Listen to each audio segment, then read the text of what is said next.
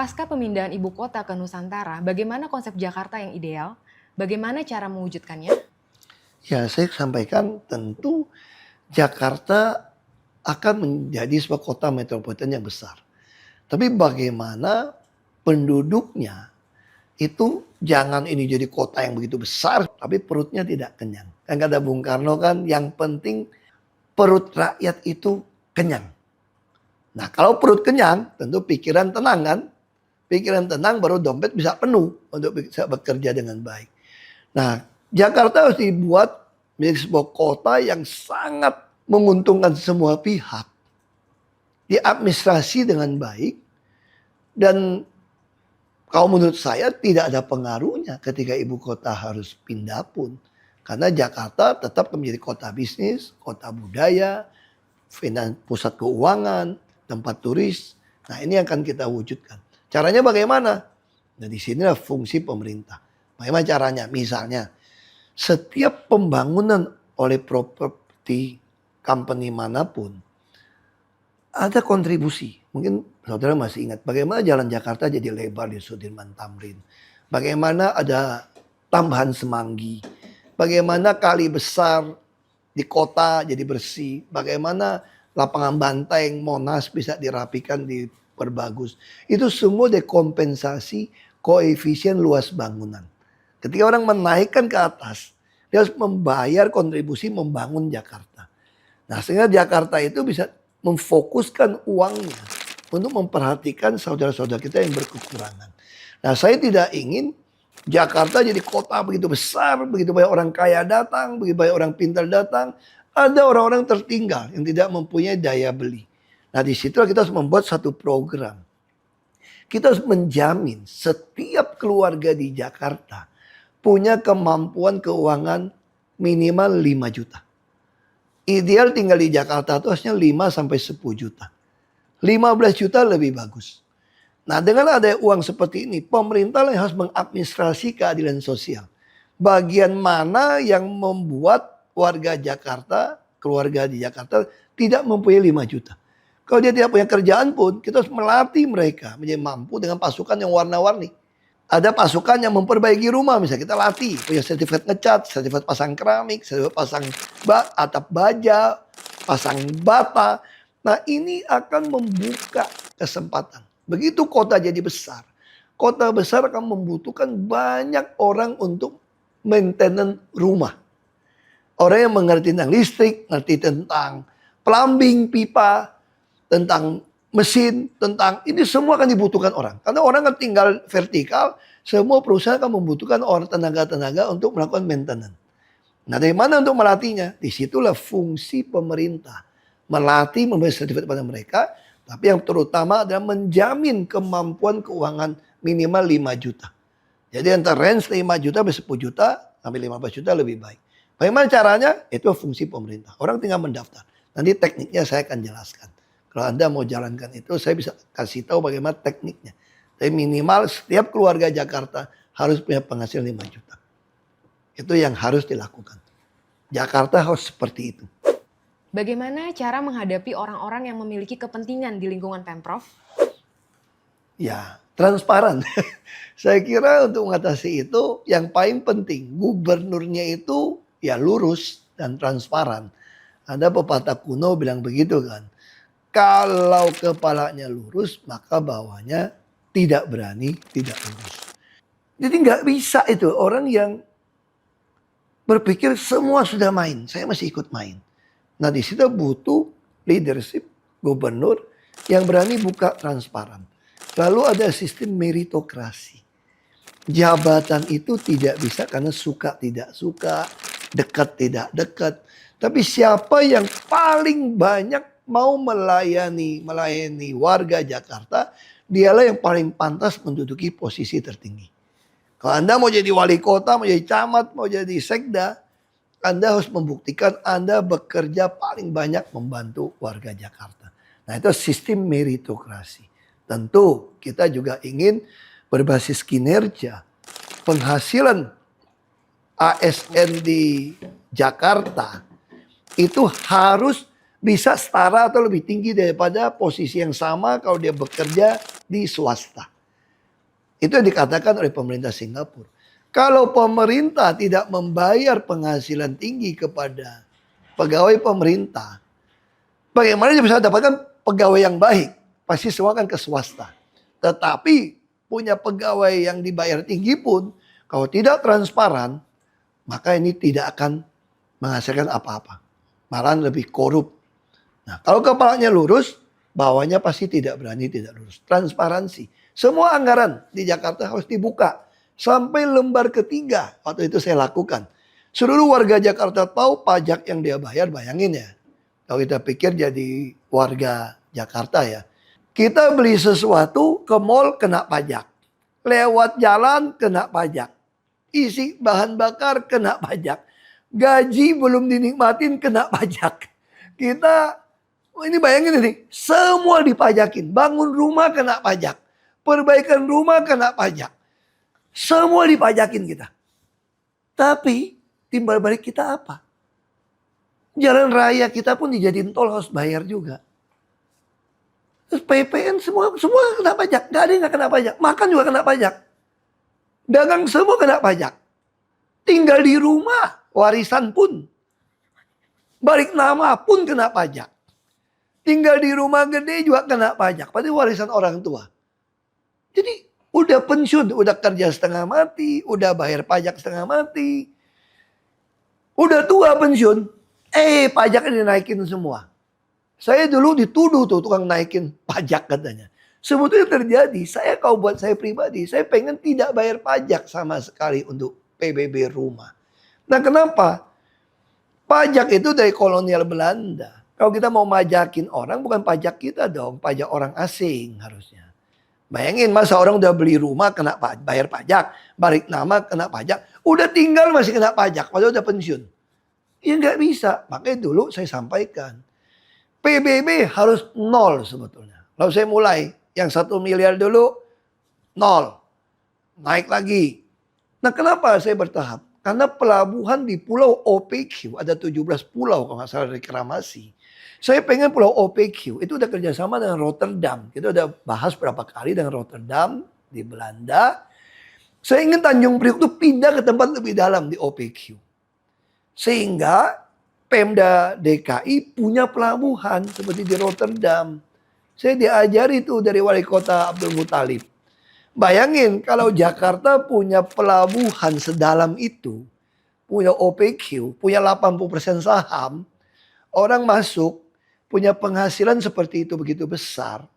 Seluruh rumah hunian di Jakarta tidak perlu bayar PBB. Loh kenapa saya naikkan dulu? Saya dianggap temuan.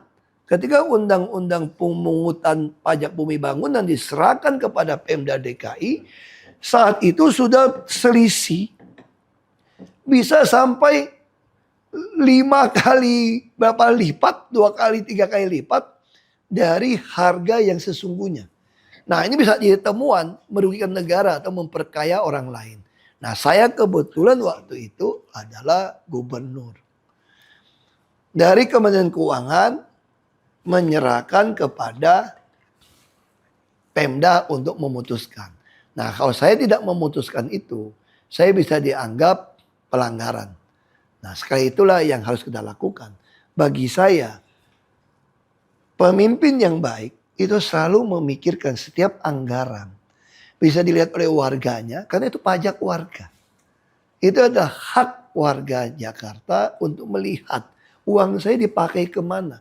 Saya tidak takut menggaji lurah, camat, wali kota, ASN dengan gaji yang besar. Asal semua keperluan warga Jakarta dibantu dengan cepat. Orang yang sakit, orang dari hamil, sampai besar, sampai sekolah, sampai bekerja, sampai meninggal, harus kita urus. Tidak boleh mau ngubur aja ada pungli.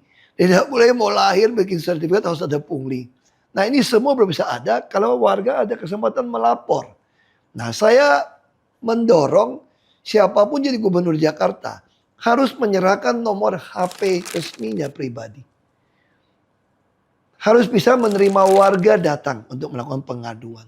Karena Anda adalah orang tua, Anda adalah pemimpin yang bertugas membantu yang miskin dan membutuhkan pertolongan. Anda adalah pemimpin yang bertugas mengadministrasi keadilan sosial. Supaya perutnya kenyang, rakyat warga Jakarta, pikiran mereka bisa tenang, dan dompetnya bisa penuh. Nah, itulah yang saya harapkan dari seorang gubernur Jakarta ke depan. Harus berani, transparan semua anggaran. Terima kasih. Pak, apakah bisa pembangunan infrastruktur MRT dan LRT berjalan? Dari mana sumber anggarannya? Ya, secara prinsip, waktu kita membangun MRT, saya masih ingat Pak Wapres, Pak Budiono waktu itu ya. Saya mewakili waktu itu sebagai Wagub, ditanya dalam rapat memutuskan investasi untuk MRT. Karena Pemda Jakarta disuruh nanggung gitu ya. Saya masih ingat pertanyaan Pak Budiono Wapres. Saudara Wagub punya wewenang atau tidak datang ke sini rapat untuk memutuskan? Saya bilang, saya berwenang. Pak Gubernur telah memberikan wewenang kepada saya untuk memutuskan apapun dalam rapat ini. Lalu dia tanya, kalau di perluasan nanti siapa yang mau nanggung? Saya bilang Jakarta saja yang tanggung APBD. Kok bisa? Selama kita lakukan penghematan, selama hitungannya tepat, kita mampu kok. Waktu itu MRT diperkirakan akan tidak laku segala macam gitu ya. Saya membuat keputusan harus dikerjakan. Nah, sekarang kita bersyukur dan lanjutkan sampai ke utara. Nah, sebetulnya yang lebih penting lagi timur barat sebetulnya. Tapi berapa luasnya sudah susah ditemukan. Apa yang sekarang sudah ada kereta api cepat, ada LRT. Intinya memang harus membangun berbasis rel kereta. Nah, disitulah saya mendorong ada kompensasi koefisien luas bangunan seperti bangun Semanggi. Jadi siapapun boleh meninggikan gedungnya. Tapi dia harus mengkontribusi menjadi pembangunan LRT. Jadi jaringan LRT MRT itu sebenarnya bisa dibangun dengan memanfaatkan sistem dengan properti. Nah, istilahnya TOD ya. Nah, itu yang akan dilakukan. Termasuk bawah tanah. Jakarta masih sisakan banyak sekali wilayah. Ruang udara dan ruang bawah tanah. Kalau banjir pompa semua kita atasin, semua bawah tanah Jakarta atau toko bisa kita manfaatkan. Nah, sehingga kereta-kereta ini semua bisa kita kerjakan. Biaya dari swasta, dari APBD, dari APBN bisa kita lakukan. Kita mengut pajak terlalu banyak kok pajak yang kita pungut dari warga Jakarta. Harusnya kita kembalikan untuk warga Jakarta. Apakah bisa kereta lanjutan bus dari Halim ke Bandara Cengkareng? Saya tidak tahu hitungannya karena itu bentuknya PT ya. Nah, tapi kalau melihat jaringan kereta api yang sudah ada, termasuk di Duku Atas. Nah, kita bisa bayangkan kalau semua yang sampai di Halim, Kampung Rambutan, semua kalau kita bisa tarik sampai ke Duku Atas semua. Duku Atas sampai ke Tanah Abang, ke Bandara Cengkareng tinggal nyambung. Jadi sebenarnya jaringan kereta api yang sudah ada kita, kecepatan 80 km per jam, nampu udah cepat di dalam kota gitu loh. Saya kira tidak perlu lagi bangun yang menghabiskan uang begitu banyak ya. Intinya gini lah, kita ingin menggunakan setiap sen yang ada. Kita punya tujuan jelas, mengurai kemacetan lalu lintas. Kita harus pilih yang paling murah, yang paling efisien, yang paling efektif. Tidak ada yang salah, tapi semua harus ada kajian. Kita harus mengkaji, kita duduk bersama, kita hitung. Jadi kita harus cari yang paling efektif dan paling efisien. Itu yang harus kita lakukan. Dan Jakarta sudah punya kajian begitu banyak. Kereta api, jaringan juga sudah begitu banyak. Tinggal kita bereskan. Misalnya contoh ya, banyak masih di Mangga 2, di kota, jaringan kereta api itu kenapa jadi pelan? Wah, itu masih ada pasar. Masih ada orang rumah. Nah, itu harus kita sediakan rumah apartemen tadi. Ini dijadikan taman, dikasih pembatas, tapi yang dagang-dagang itu diutamakan dikasih dagang. Kalau ada taman, ada tempat wisata, ada tempat hunian begitu besar, disediakan tempat jualan yang baik, pasti dia laku.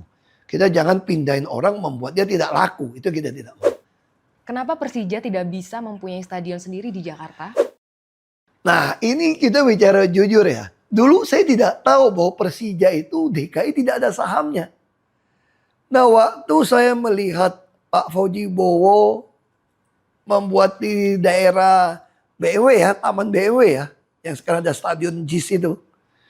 Itu Stadion JIS itu udah dirancang dari zaman Pak Fauji Bowo. Kami waktu itu sudah mau membangun, ternyata ada persengketaan lahan tersebut. Ada persoalan, ada gugatan-gugatan.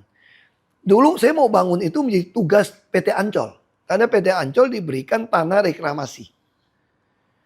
Sehingga kontribusi dari tanah reklamasi yang 15% dari NJOP tanah yang reklamasi yang mereka jual, itu salah satu membangun stadion. Bentuknya kan kayak kopia gitu loh. Udah ada desain dari zaman itu. Itu saya mau jadikan markasnya Persija. Jadi nanti ada souvenir, ada jualan apa segala macam markas Persija. Lalu saya panggil, kalau begitu Persija punya saham, Pemda DKI punya dong. Kalau dihitung kita bangun satu stadion gitu mahal, menjadi milik Persija, semua pemegang saham Persija terdilusi dong. Kalau Anda nggak mau nyetor modal. Saya pengen Pemda DKI yang punya Persija. Tapi yang pegang Persija ini nggak mau lepas gitu loh. Saya panggil, Anda nggak apa-apa. Pemda DKI yang punya. Anda jadi sebuah tim manajemen. Kita bisa kasih Anda 20 atau 30% pembagian keuntungan ya. Atau kita kasih Anda lah 10% saham sebagai honoraris menghargai Anda, jasa Anda selama ini. Sehingga nanti Persija betul-betul kaya sekali. DKI menghibahkan ke Persija yang BUMD sebuah stadion. Nah sayangnya waktu itu saya nggak bisa bangun. Karena ada sengketa tanah yang belum selesai. Dan kasus pro reklamasi juga digugat. Sehingga menarik uang dari reklamasi membangun itu. Bagi saya itu begitu aja lah. Uang untuk rakyat. Untuk kenyangin perut rakyat. Untuk bikin rakyat tenang kepala otaknya, pikirannya, dompetnya penuh. Jangan menghabiskan uang APBD untuk bangun-bangun gituan. Itu biar yang bangun gituan itu pakai uang kompensasi dagang. Jakarta ini harus kita manage seperti corporate, seperti perusahaan. Jadi Pemda DKI harus jalankan seperti perusahaan, tapi yang baik hati kepada pemegang sahamnya. Siapa pemegang saham perusahaan Jakarta? Ya seluruh warga Jakarta. Sehingga mereka berhak tahu setiap sen yang dikeluarkan.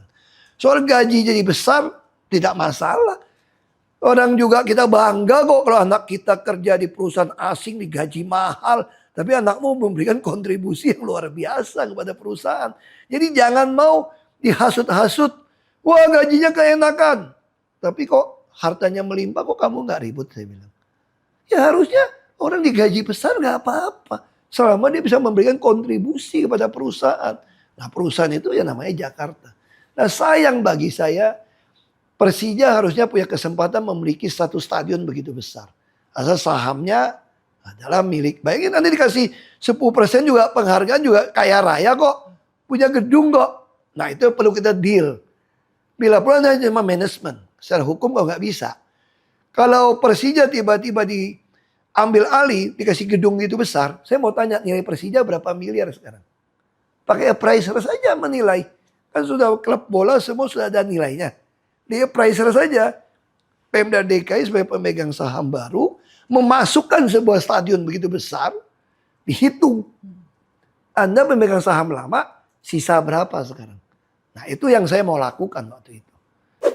Apakah e-katalog Jakarta masih banyak permainan? Bagaimana cara membuat e-katalog Jakarta jauh dari campur tangan oknum? Saya sudah lama meninggalkan Jakarta, saya tidak tahu sekarang ada permainan atau tidak ya. Saya tidak tahu. Tapi satu hal yang saya harus tahu.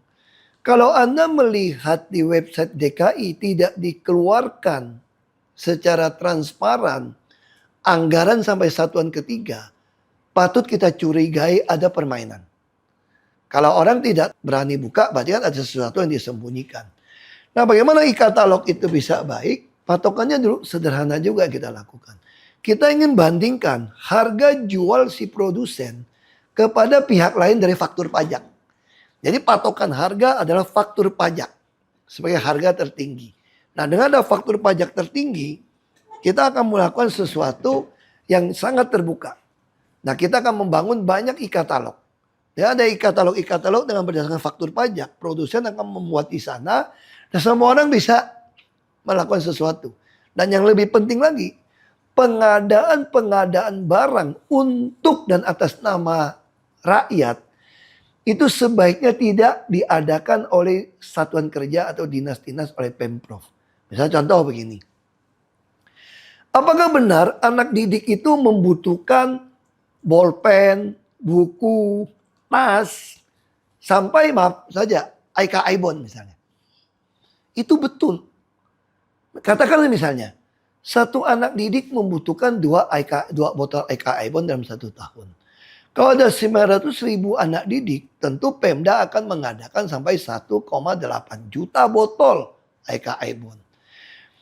Nah waktu zaman saya tidak adakan itu semua. Tas, topi, sepatu, buku, tulis, tidak ada diadakan oleh dinas pendidikan, oleh dinas manapun. Melalui bantuan Bank Dunia, uang ini dikirim ke rekening anak. Makanya pada saat itu KJP adalah kartu ATM, tabungan Monas, Bank DKI. Disitulah dengan adanya ATM yang berfungsi dengan smart card seperti ini, uangnya kita transfer. Makanya di situ saya tekankan, tidak boleh tarik tunai. Kenapa? Saya ingin mempunyai data Anda beli apa saja. Misalnya ambil contoh gitu ya. Saya bisa lacak ke toko Anda belanja. Loh, kenapa si anak SD kenapa beli Pampers orang tua? Tiap minggu beli 1 bungkus. 75.000. Nah dari situ saya bisa cek. Dulu ada puskesmas melayani ketok pintu, melayani dengan hati. Kenapa ada program itu? Banyak orang yang kurang beruntung. Tidak ada ongkos untuk berobat. Transportnya nggak ada. Nggak ada yang nganter. Karena anak menantunya pun uang pas-pasan dan waktu juga tidak ada. Karena harus kerja. Nah di situlah puskesmas yang harus datang. Nah dari situ dicatat data. Nah dari sana saya bisa mencocokkan data. Waktu itu belum sempat disambungkan, di-connect. Tapi dengan AI teknologi yang ada, kita bicara e-government. Dengan manual saja saya bisa tahu. Anak ini tinggal di mana, di dalam kartu keluarganya ada siapa. Saya cek di puskesmas, saya tahu. Oh ternyata kakeknya itu lumpuh. Jadi wajar dia tiap minggu memberikan pampers untuk kakeknya. Nah dengan cara seperti itu, saya bisa menggunakan uang operasional saya atau dari dinas sosial. Mentransfer ke rekening si anak tadi. Untuk membantu dia membeli pampers. Nah ketika liburan sekolah, misalnya contoh begini. Kalau di rumah itu ada 3 anak. Tentu berjenjang kan tidak, kecuali kembar. Saya katakan beda 1 tahun. Bisa saja buku tulis, buku bacaan bisa diturunkan ke adiknya. Kalau uangnya dikirim ke si anak, atau IK Ibon lah. Berarti di rumah itu dapat 6 botol misalnya. Saya kira mungkin keluarga itu cuma beli 3 botol. Kalau beli 3 botol, sisa 3 botolnya dia pakai bertiga saudara kan. Sisanya bisa dipakai waktu libur sekolah beli sepatu roda misalnya. Dan saya juga menghitung. IK Ibon yang dibeli dari si anak dengan harga pasar e-katalog yang saya punya. Harga pasaran lebih murah. Karena kalau saya pengadaan, bisa ada markup, bisa ada mutu, bisa macam-macam dimainkan ini. Bisa ada oplos, bisa juga ada biaya honor, pengadaan, ada pengumuman koran, ada persiapan uang untuk digugat. Bayangin kalau uang itu semua ditransfer ke rekening si anak. Orang tua juga menikmatin, bisa hemat uang untuk pakai yang lain. Pemda juga hemat uang, bisa pakai untuk yang lain. Nah jadi pola inilah yang harus kita lakukan untuk pengadaan. Semua pengadaan untuk dan atas nama warga harus diserahkan pada warga. Dengan harga yang pasti lebih murah. Itu yang kita akan lakukan. Sama kayak daging. Tidak ada operasi pasar di Jakarta. Pengadaan-pengadaan itu. Misalnya contoh dulu sapi, daging sapi. Kita kalau dengar harga sapi 125.000, kita mau operasi pasar 85.000. Kasih kartu. Oknum yang bagi kartu mungkin cuma bagi ke keluarganya. Oknum yang benar dapat, dia nggak punya uang untuk beli daging. Dia jual kepada yang mau beli daging. 200 ton, hitungan jam habis. Lalu waktu itu ada 900.000 anak. Saya katakan, supaya memperbaiki gizi anak untuk hadapi stunting anak-anak sekolah, supaya bisa bersaing, mereka harus beli daging sapi hanya 45.000 sekilo. Satu anak 1 kilo sebulan. Saya sampaikan. Saya berpikir menyediakan 900 ton daging sapi. Ternyata mau habis 200 ton pun susah. Mereka tidak ada uang untuk top up. Lalu nggak bisa beli daging sapi, saya turunkan, beli daging ayam. Ayam berapa 1 ekor? Yang udah potong, frozen, yang sehat dari pemotongan DKI. 9.000 aja 1 ekor. Saya subsidi. Berapa? 300 ton rata-rata. Nggak bisa 900 ton. Berarti dia nggak mampu. Lalu kok nggak bisa beli ayam, beli apa? Supaya dapat protein yang murah. Saya jual telur ayam. Berapa telur ayam? 8.000 1 kilo. Kalau nggak salah segitu, saya ingat segitu. Berapa ton? 600 ton. Lalu sisanya apa? Ketika orang nggak mampu, dia beli mie instan rasa sapi, rasa ayam, rasa telur.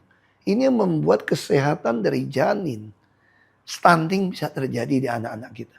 Ini adalah aset Jakarta yang harus diberikan. Makanya kita bangun banyak Air Petra, keluarga saling kenal. Orang harus lapor kalau Anda nggak ada makanan, kurang gizi apapun. Nah dengan pola seperti ini, semua terkontrol dengan baik. Subsidi dan Jakarta langsung menjuarai tim pengendali inflasi daerah. Karena prinsip penawaran dan permintaan, supply demand kita kontrol dengan baik. Kita punya pasar, semua kita harus lakukan.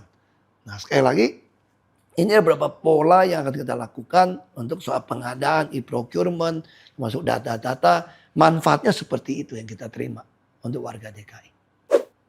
Bagaimana tanggapan terkait pembangunan car oriented di kota satelit Jakarta? Jadi masyarakat yang pindah dari kota mandiri cenderung memakai kendaraan pribadi. Ya, saya katakan hal itu tidak menjadi wewenang dari Jakarta. Dan saya kira secara penawaran permintaan, kita tidak bisa membatasi itu. Karena semua orang tidak mampu beli di Jakarta, dia beli di luar kota. Dengan biaya yang sangat mahal, tol, dan untuk kenyamanan, BBM. Di situ saya sampaikan soal kemacetan tadi. Pemerintah harus menyediakan tempat parkir yang luas, transportasi massal berbasis rel kereta, dan menyediakan tempat tinggal di tengah kota. Sangat tidak salah para pemuda, orang baru mulai kerja, membeli rumah di luar kota. Karena persentase kenaikan harga di luar kota setelah 10 tahun akan jauh lebih besar daripada di tengah kota sebetulnya. Jadi tidak salah dan itu tepat. Tapi masalahnya kan dia butuh kerja di Jakarta.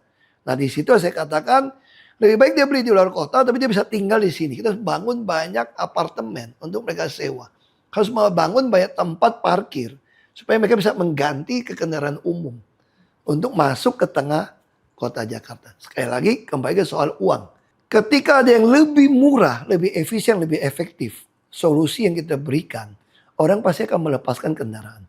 Kita tidak bisa melahan orang membangun kota satelit kok. Nah tinggal pemerintah bertahap meneruskan jaringan kereta itu ke kota satelit tersebut. Termasuk menambah volume kereta. Misalnya contoh kereta api. Saya pernah datang dulu ke Pak Jonan. Tolong Pak, saya pengen tambah keretanya. Terus dia bercanda begini. Nanti macet tuh seluruh Jakarta. Kenapa? Waktu itu saya kurang paham kan. Kalau tiap menit ada kereta lewat, kapan pintu dibuka? Orang juga takut kan. Makanya di situ saya mulai membangun banyak jalan kayak di Senen kan. Nah kita bangun itu. Bawah tanah, layang, termasuk yang di Bintaro ya. Kita bikin yang ada kecelakaan besar itu. Saya langsung perintahkan bangun di atas. Nah artinya apa? Termasuk Monas. Saya Monas dulu tawarkan. Supaya Monas itu bisa masuk yang luar kota juga tuh enggak. Kan dalam kota luar kota itu. Tambah aja satu tempat. Tuh Monas akan digali bawah untuk parkiran begitu besar. Nah kalau itu nyambung semua. Termasuk di Kelapa Gading, Velodrome, Rawamangun. Nyambung sampai ke Duku Atas. Nyambung sampai ke Tanah Abang segala macam. Nah ini akan membuat semua orang akan memilih. Kita tinggal bikin aturan. Siapa yang punya karcis langganan kereta atau karcis langganan Transjakarta bulanan, parkir selama jam kerja free misalnya. Free aja. Bagi DKI ketika kota Jakarta tidak macet, orang Jakarta tidak stres, tidak sakit, ekonomi bergerak untung. Dari pajak yang Anda bayar, dari PB1 yang Anda bayar, Anda makan punya waktu, itu udah suatu keuntungan. Nah itu yang saya katakan, itu dijalankan secara corporate, secara perusahaan. Jadi pemerintah itu tugasnya mengadministrasi keadilan sosial. Itu sebetulnya tujuannya. Seperti apa sosok yang pantas untuk memimpin Jakarta? Ya bagi saya siapapun yang mau memimpin Jakarta. Pertama, ini udah saya usulkan sejak saya di Komisi 2 DPR RI. Siapapun mau jadi pejabat di DKI Jakarta atau di daerah manapun, waktu itu saya di Komisi 2, harus bisa membuktikan hartanya dari mana. Dibuktikan dengan biaya hidup, dengan pajak penghasilan yang dia bayar. Itu dasar pertama. Yang kedua, dia harus berani mentransparankan anggaran sampai satuan ketiga. Yang ketiga, tentu dia harus berani menerima warga. Balai kota itu adalah balainya rakyat, balainya warga Jakarta. Warga Jakarta berhak nongkrong di sana. Bahkan saya berpikir, ini ide waktu itu ya, ketika orang lagi susah makan, saya ingin sekali balai kota tuh menyediakan makan siang gratis. Nasi goreng saja. Siapa yang masak? Anak-anak SMK yang praktek. Kenapa mesti makanan yang sama?